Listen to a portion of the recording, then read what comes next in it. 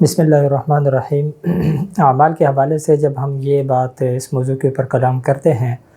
کہ ہمیں چاہیے کہ ہم اپنی ضرورتوں کے لیے، اپنے تمام مسائل کے لیے از خود ہم عمل کریں، تو اس کے اوپر ہمارا اکثر و بیشتر ایک جواب جو لوگوں کی طرف سے آتا ہے وہ یہ ہوتا ہے کہ ہم لوگ جو اعمال کرتے ہیں اس کے اندر وہ تاثیر پیدا نہیں ہوتی اور اس کا وہ نتیجہ ہمیں نہیں ملتا، اسی لیے ہم یہ چاہتے ہیں کہ کوئی اور شخص ہمارے لیے عمل کرتے، اسی لیے ہم لوگ جو ہے عاملین کے پاس جاتے ہیں اور عاملین ہمارے لیے کرتے ہیں، تو ہمارا کیا ہوتا ہے، عمل کے اندر تاثیر ہو جاتی ہے ان کے کرنے سے، اور ہمارا جو ہے وہ مسئلہ حل ہو جاتا ہے۔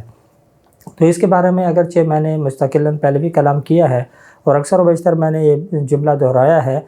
کہ جو چیز آپ کی ضرورت ہے اس ضرورت کو جلب کرنے کے لیے جتنا خلوص، جتنا انہماک، جتنی توجہ، جتنی یکسوئی، جتنی لجاجت اور جتنے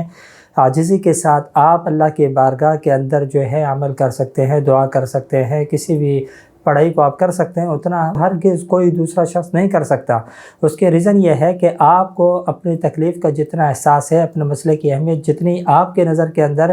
زیادہ ہے، اتنا کوئی اس کا نہ ادراک کر سکتا ہے، نہ احساس کر سکتا ہے، اور نہ پھر اس احساس اور ادراک کی بنیاد کے اوپر اتنی توجہ اور انہماک کے ساتھ وہ عمل کر سکتا ہے جو انسان خود کر سکتا ہے۔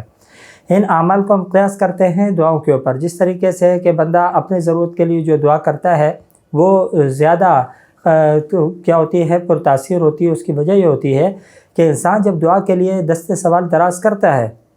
تو اسے اس وقت اپنی ضرورت کا پتہ ہوتا ہے، اور اس مسئلے کی سنگینی جس کے لیے وہ دست سوال کو دراز کر رہا ہے اس کا بخوبی اس کو ادراک ہوتا ہے،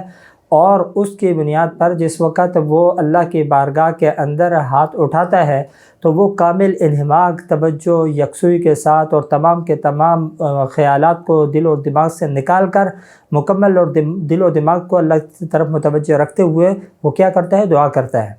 تو جب وہ دعا توجہ کے ساتھ کی جاتی ہے اور جو دعا مانگنے کا حق ہے اس حساب سے کی جاتی ہے تو اس کی قبولیت کے چانسز بڑھ جاتے ہیں۔ تو یہی حال اعمال کا بھی ہے۔ تو عمل کرتے وقت انسان جس وقت اپنی ضرورت کو ملحوظ خاطر رکھ کر جتنا اخلاص انہماک کے ساتھ وہ عمل کرتا ہے تو اتنا ہی زیادہ اس کی قبولیت کا کیا ہوتا ہے اور اس کے اثر ہونے کا چانس بڑھ جاتا ہے۔ اسی طریقے سے دیگر جو چیزیں شرائط ہیں دعا کی قبولیت کے لیے، وہ بھی اس کے اندر کیا ہے، مطلوب اور مقصود ہوتی ہے اعمال کی قبولیت میں بھی۔ اس کے اندر کیا ہے، رزق کیا ہے، اس کا کیا ہو، حلال ہو، پاک حلال سے اس کے وہ کیا ہو، طعام اور شراب وغیرہ کا معاملہ، اس کے لباس کا، اڑنا پہننا اور ضروریات وہ حلال رقم سے کیا کرتا ہو، پورا کرتا ہو۔ اگر ایک شخص کی کمائی حرام کی ہوگی تو ایک لقمہ حرام سے جب 40 دن کی عبادتیں مردود ہو جاتی ہیں تو دعا کہاں سے قبول ہوگی؟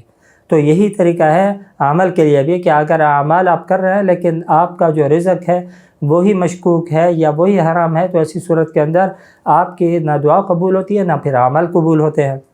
تو جو شرائط دعا کی قبولیت کے لیے ہیں وہی اعمال کی قبولیت کے لیے بھی ہیں۔ دعا فرمائے اللہ رب العالمین ہمارے کو ان تمام باتوں کو سمجھنے کی اور سمجھنے کے بعد ان کو عمل میں لانے کی توفیق عطا فرمائے۔